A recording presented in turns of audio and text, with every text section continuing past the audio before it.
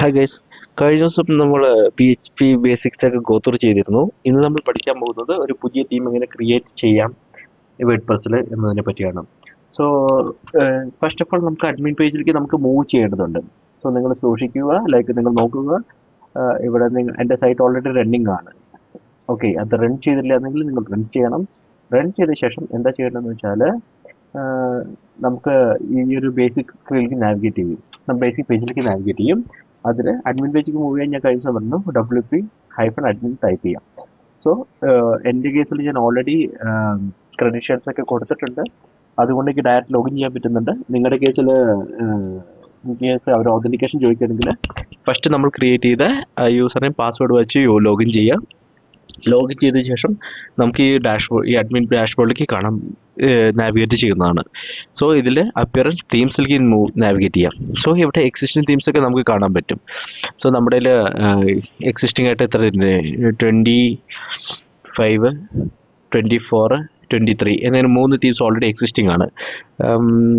നിങ്ങൾക്ക് തീംസിൻ്റെ ഡീറ്റെയിൽസ് ഏതൊക്കെയാണെന്ന് അറിയുന്നുണ്ടെങ്കിൽ നമുക്ക് കഴിഞ്ഞ ഞാൻ പറഞ്ഞു, ലൈക്ക് റൈറ്റ് ക്ലിക്ക് ബട്ടൺ ചെയ്തിട്ട് സൈറ്റ് ഫോൾഡറിലേക്ക് പോവുക. സൈറ്റ് ഫോൾഡറിൽ പോയി കഴിഞ്ഞാൽ നമുക്ക് ഈ ഫോൾഡർ സ്ട്രക്ചർ കാണാൻ പറ്റും. നമ്മുടെ ആപ്ലിക്കേഷൻ്റെ ഫോൾഡർ സ്ട്രക്ചറിൽ ആപ്പിൽ പബ്ലിക്കിൽ WP കണ്ടന്റ്, അതിൽ തീംസിലേക്ക് നാവിഗേറ്റ് ചെയ്യുന്നത് എക്സിസ്റ്റിംഗ് തീംസ് നമുക്ക് കാണാൻ പറ്റും. 23, 24, 25 എന്നിങ്ങനെ 3 തീംസ് ഓൾറെഡി എക്സിസ്റ്റിംഗ് ആണ്. സോ നമ്മൾ ഇവിടെ എന്താ ചെയ്യണമെന്ന് വെച്ചാൽ നമ്മൾ പുതിയ തീമാണ് ക്രിയേറ്റ് ചെയ്യുന്നത്. ഓക്കെ, ഇപ്പോൾ ആഡ് ന്യൂ തീം എന്ന് പറഞ്ഞാൽ നമുക്ക് നോക്കുകയാണെങ്കിൽ ഇവിടെ പോപ്പുലർ എക്സിസ്റ്റിംഗ് തീംസ് ഒക്കെ കാണാൻ പറ്റും. സോ ഇത് ലോഡ് ചെയ്യാൻ കുറച്ച് ടൈം എടുക്കുന്നുണ്ട്, കാരണം അവരുടെ കയ്യിൽ ഓൾറെഡി എക്സിസ്റ്റിംഗ് തീംസ് ഒക്കെ ഇഷ്ടം പോലെ ഉണ്ട്. സോ നമുക്ക് ഏത് തീമാണ് വേണ്ടതെന്ന് വെച്ചാൽ ജസ്റ്റ് ഗോ ത്രൂ ചെയ്യാം വേണമെന്നുണ്ടെങ്കിൽ. പക്ഷെ നമ്മൾ ഇത് യൂസ് ചെയ്യുന്നില്ല. അതല്ല, നിങ്ങൾ ഓൾറെഡി പർച്ചേസ് ചെയ്തിട്ടുണ്ട് തീം, പുറത്തുനിന്ന് കാശ് കൊടുത്ത് പർച്ചേസ് ചെയ്തിട്ടുണ്ടെങ്കിൽ നിങ്ങൾക്ക് അപ്ലോഡ് ചെയ്യാൻ പറ്റും, അപ്ലോഡ് തീം യൂസ് ചെയ്തിട്ട്. അതിൻ്റെ ഓപ്ഷൻസ് ഉണ്ട്. പക്ഷെ നമ്മൾ നേരത്തെ പറഞ്ഞ പോലെ ഇതിൽ നമ്മളിതൊന്നും യൂസ് ചെയ്യുന്നില്ല, നമ്മൾ പുതിയ തീമാണ് യൂസ് ചെയ്യുന്നത്. സോ അതിനെന്താ ചെയ്യുകയെന്ന് വെച്ചാൽ നമുക്ക് പുതിയൊരു ഫോൾഡർ ക്രിയേറ്റ് ചെയ്യണം WP കണ്ടൻറ്റിൻ്റെ ഉള്ളിൽ. സോ 2 ഓപ്ഷൻസ് ഉണ്ട്. ഐദർ നമുക്ക് ആപ്പ് നമ്മുടെ VS കോഡിൽ ഓൾറെഡി നമ്മൾ കഴിഞ്ഞ ദിവസം ചെയ്തിരുന്നല്ലോ, നമ്മുടെ പ്രൊജക്റ്റ് ഇമ്പോർട്ട് ചെയ്തിരുന്നു VS കോഡിലേക്ക്, ടെക്സ്റ്റ് എഡിറ്ററിലേക്ക്. അതിൽ ആപ്പ്, പബ്ലിക്, WP കണ്ടൻറ്റ്, അതിൽ തീംസ് പോയി കഴിഞ്ഞാൽ WP കണ്ടൻറ്റ്, അതിൽ തീംസിലേക്ക് പോയി കഴിഞ്ഞാൽ എക്സിസ്റ്റ് തീംസ് കാണും. ഇവിടെ പുതിയ ഫോൾഡർ ആഡ് ചെയ്യാം. അതല്ല എന്നുണ്ടെങ്കിൽ നിങ്ങൾക്ക് ഇവിടെ പോയിട്ട് WP കണ്ടൻറ്റ് തീംസ് ഫോൾഡർ പോയിട്ട് ഇവിടെ പുതിയത് ആഡ് ചെയ്യാം. ഞാനിവിടെ കൊടുക്കുന്നത് ഒരു പുതിയ ഫോൾഡർ ക്രിയേറ്റ് ചെയ്യാം.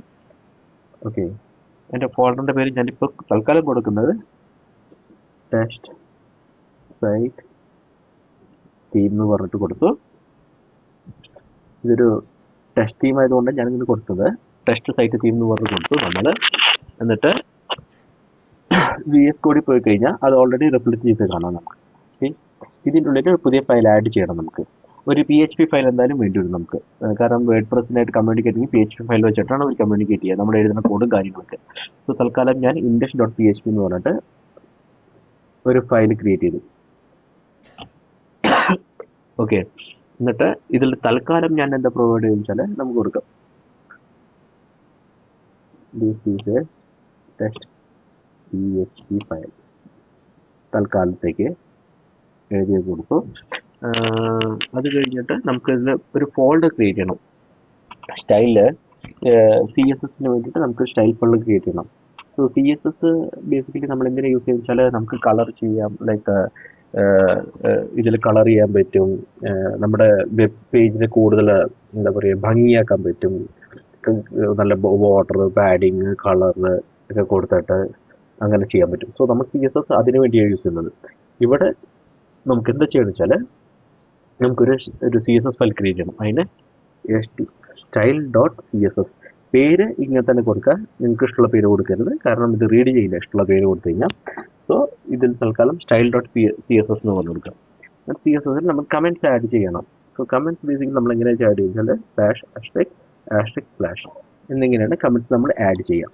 സോ കമൻറ്റ്സ് ബേസിക്കലി എന്തിനാണ് യൂസ് ചെയ്യുന്നതെന്ന് വെച്ചാൽ നമുക്ക് നമ്മുടെ എഴുതുന്ന കോഡ് റൺ ആവണ്ട, നമുക്ക് പക്ഷെ കാണണം, റൺ ആവണ്ട എന്നുള്ള രീതിയിലാണ് നമ്മൾ കമൻറ്റ്സ് ആഡ് ചെയ്യുക. ഓക്കെ,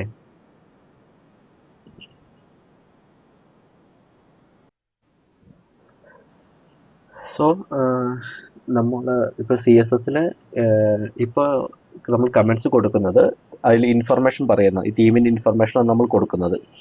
ഓക്കെ, പിന്നെ ഈ പറഞ്ഞ പോലെ നമുക്ക് കമൻസ് ഒക്കെ ആഡ് ചെയ്യാൻ വേണ്ടിയിട്ട് നമ്മൾ ഇതിൻ്റെ ഉള്ളിൽ സോ ബേസിക്കലി ഈ /# ഉള്ളിൽ എഴുതുന്ന കോഴ്സ് ഒന്നും റൺ ആവില്ല. ഓക്കെ, ഇപ്പം ഞാൻ ടീം എന്നിട്ട് ടീം നെയിം നമ്മുടെ ഒരു ടെസ്റ്റ് ടീം എന്ന് പറഞ്ഞ് കൊടുത്തു. ഓക്കെ, എന്നിട്ട് സേവ് ചെയ്യുക. എന്നിട്ട് നമുക്ക് ബ്രൗസർ ഓപ്പൺ ചെയ്തിട്ട് ചെക്ക് ചെയ്ത് നോക്കാം ആ ടീം വന്നോ ഇല്ലയോ എന്നുള്ളത്. നമ്മളിപ്പോൾ കുറച്ച് ഒരു ടീം ഫോൾഡർ ആഡ് ചെയ്തു, നമുക്കൊന്ന് ചെക്ക് ചെയ്യണം ഇത് വന്നോ ഇല്ലയോ എന്നുള്ളത്. Existing if you see here like active team ഇതാണ് 25 ആണ്, 24 ഉണ്ട്, 23 ഉണ്ട്. സോ ഞാൻ റീലോഡ് ചെയ്ത് നോക്കാം നമുക്ക് എന്താ വരുന്നത്. സി നമ്മുടെ ടെസ്റ്റ് ടീം ഇവിടെ വന്നു കഴിഞ്ഞപ്പോൾ. ഓക്കെ, നമുക്കിത് ടീം ക്ലിക്ക് ചെയ്ത് കഴിഞ്ഞാൽ ഇവിടെ ടെസ്റ്റ് ടീം കാണും, പക്ഷേ വേർഷനും ഇല്ല, നമ്മുടെ പേരും കാണുന്നില്ല, അനോണിമസ് എന്നൊക്കെയാണ് കാണുന്നത്. സോ അത് നമുക്ക് എന്ത് ചെയ്യാന്ന് വെച്ചാൽ നമുക്ക് ഡീറ്റെയിൽസ് കൂടുതൽ പ്രൊവൈഡ് ചെയ്ത് കഴിഞ്ഞാൽ നമുക്കിത് കാണാൻ പറ്റും. നമുക്ക് നോക്കാം എങ്ങനെയാണ് ഡീറ്റെയിൽസ് കൂടുതൽ പ്രൊവൈഡ് ചെയ്യാൻ പറ്റുക എന്നുള്ളത്. ഓക്കെ, അതിന് നമ്മൾ എന്താ ചെയ്യുന്നത് വെച്ചാൽ നമ്മൾ ടെസ്റ്റ് ടീം നമ്മുടെ ടീം നെയിം നമ്മൾ ആഡ് ചെയ്തു. ടീം നെയിം ആഡ് ശേഷം നമ്മൾ കുറച്ച് ഇൻഫർമേഷൻ കൂടി കൊടുക്കണം. അതിന് നെക്സ്റ്റ് എന്താ ചെയ്യണമെന്ന് വെച്ചാൽ നമുക്ക് ഓതർ കൊടുക്കണം. ഓക്കെ, ഓതർ നമ്മൾ നമ്മുടെ പേരാണ് കൊടുക്കേണ്ടത്. ഇപ്പം ആരാണ് ഓതർ എന്ന് വെച്ചാൽ അവരുടെ പേര് കൊടുക്കുക. ഓക്കെ, അത് കഴിഞ്ഞിട്ട് വേർഷൻ മെൻഷൻ ചെയ്യണം, ഇതിൻ്റെ വേർഷൻ എത്രയാണെന്നുള്ളത്. ഇപ്പം ഞാനൊരു 1.0 വേർഷൻ കൊടുത്തു കഴിഞ്ഞു. ഓക്കെ, എന്നിട്ട് നമ്മളിപ്പോൾ ഈ ടീമിനും ഓതർ ഈ വേർഷൻ ഈ മൂന്നും കൊടുത്തു കഴിഞ്ഞു. നമുക്ക് പോയി നോക്കാം ബ്രൗസറിൽ എന്തെങ്കിലും മാറ്റം വന്നിട്ടുണ്ടോ, അപ്ഡേറ്റ് ആയോ എന്നുള്ളത് നമുക്ക് ബ്രൗസറിൽ പോയി ചെക്ക് ചെയ്ത് നോക്കാം. ഓക്കെ, ഒന്ന് റീലോഡ് ചെയ്ത് കൊടുക്കുക. റീലോഡ് ചെയ്ത് കൊടുത്തു കഴിഞ്ഞാൽ വേർഷൻ 1.0 ആൻഡ് നമ്മുടെ ഓതറുടെ പേരും കാണുന്നുണ്ട് ഇപ്പോൾ. ഓക്കെ, ഇനി എന്താ പ്രശ്നം എന്ന് വെച്ചാൽ നമുക്ക് ഇവിടെ പ്രിവ്യൂ ഉണ്ട്. ഇപ്പം നമുക്ക് അടുത്ത ടീംസിൽ പോയി കഴിഞ്ഞാൽ നമുക്ക് ടീം ഫോൾഡർ കിട്ടുന്ന ഓരോ ടീമിനും ഓരോ പ്രിവ്യൂ ഇമേജ് കിടക്കുന്നുണ്ട്, പക്ഷെ നമ്മുടെ ടീമിന് മാത്രം പ്രിവ്യൂ ഇമേജ് ഇല്ല. സോ അത് നമുക്ക് പ്രിവ്യൂ ഇമേജ് എങ്ങനെ കൊടുക്കാമെന്ന് നമുക്ക് നോക്കാം. ഓക്കെ, അത് വളരെ എളുപ്പമാണ് പ്രിവ്യൂ ഇമേജ് എങ്ങനെ കൊടുക്കണം എന്നുള്ളത്. നമുക്ക് നിങ്ങൾക്ക് പ്രിവ്യൂ ഇമേജ് കൊടുക്കാൻ ആഗ്രഹമുള്ളൊരു ഇമേജ് എടുത്തു വെക്കുക. അതിൻ്റെ പേര് screenshot.png എന്നായിരിക്കണം മെൻഷൻ ചെയ്യുന്നത്. അത് പേര് ചേഞ്ച് ചെയ്യാൻ പാടില്ല. ഞാൻ ഓൾറെഡി എൻ്റെ ഒരു ഇമേജ് കിടക്കുന്നുണ്ട്. ഓക്കെ, ഞാനത് കട്ട് ചെയ്തെടുത്തിട്ട് നമ്മൾ എന്താ ചെയ്യുന്നത് വെച്ചാൽ ടീംസിൻ്റെ ഉള്ളിൽ പോയിട്ട് ഓക്കെ, ഇപ്പോൾ നമുക്ക് ഇവിടെ എക്സിസ്റ്റിംഗ് ടീംസിൻ്റെ ഉള്ളിൽ പോയി കഴിഞ്ഞാൽ കാണാൻ പറ്റും ഇമേജ് screenshot.png കിടക്കുന്നുണ്ടോ. ഈ ഇമേജാണ് അവരുടെ ടീം, അവരുടെ പ്രീവ്യൂ ഇമേജ് കിടക്കുന്നത്. കറസ്പോണ്ടിംഗ്ലി നമുക്ക് നമ്മുടെ ടീം സൈറ്റിൽ പോയിട്ട് നമ്മുടെ ആവശ്യമുള്ള ഇമേജ് ഏതാണോ പ്രിവ്യൂ കൊടുക്കേണ്ടത് ആ ഇമേജിനെ screenshot.png ഓൾറെഡി എക്സിസ്റ്റിംഗ് PNG ഫയലാണ് എൻ്റെ. സോ ഞാൻ ഫയൽ നെയിം മാത്രം ചേഞ്ച് ചെയ്തു, സ്ക്രീൻഷോട്ട് എന്ന് പറഞ്ഞാൽ നമ്മൾ കൊടുക്കും. ഓക്കെ, എന്നിട്ട് നമ്മൾ തിരിച്ച് ഇങ്ങോട്ട് വന്ന ശേഷം നമുക്ക് റീലോഡ് ചെയ്ത് നോക്കാം. സി നമ്മുടെ ടീമിൻ്റെ ഇത് വന്നു, പ്രിവ്യൂ വന്നു ഇപ്പോൾ ഇമേജസ്.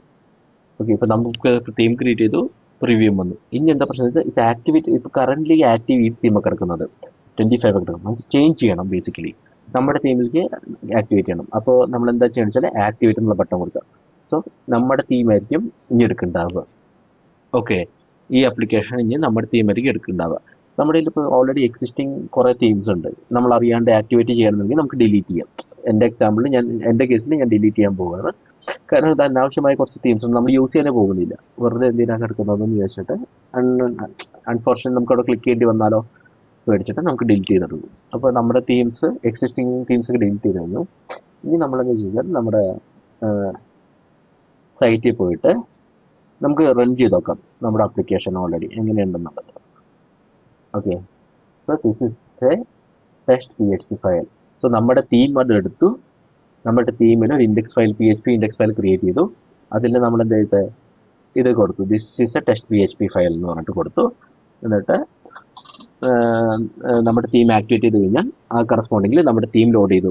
സോ CSS ഫയൽ ഇപ്പോൾ നിങ്ങൾ എന്തെങ്കിലും സ്റ്റൈൽ ആഡ് ചെയ്യുന്നത് വെച്ചാൽ ഇപ്പോൾ വർക്ക് ആവില്ല, കാരണം CSS ഫയൽ പ്രോപ്പറായിട്ട് നമ്മൾ ലോഡ് ചെയ്തിട്ടില്ല. അത് നമ്മൾ നെക്സ്റ്റ് സെഷനിൽ പറയും എങ്ങനെ ലോഡ് ചെയ്യണം എന്നുള്ളത്. ഓക്കെ, സോ ഇത്രയേ ഉള്ളൂ. ഒരു ടീം ക്രിയേറ്റ് ചെയ്യാനായിട്ട് വളരെ എളുപ്പമാണ്. നിങ്ങൾ നിങ്ങളുടെ സൈഡിൽ നിന്ന് ടീം ക്രിയേറ്റ് ചെയ്ത് നോക്കുക, എന്നിട്ട് വർക്ക് ആവുന്നുണ്ടോ നോക്കുക. ഇൻ കേസ് എന്തെങ്കിലും പ്രോബ്ലം ഫേസ് ചെയ്യുകയാണെങ്കിൽ നിങ്ങൾ മെൻഷൻ ചെയ്യുക കമൻസിൽ, എനിക്കറിയാവുന്ന പോലെ ഞാനത് ഫിക്സ് ചെയ്ത് തരാം.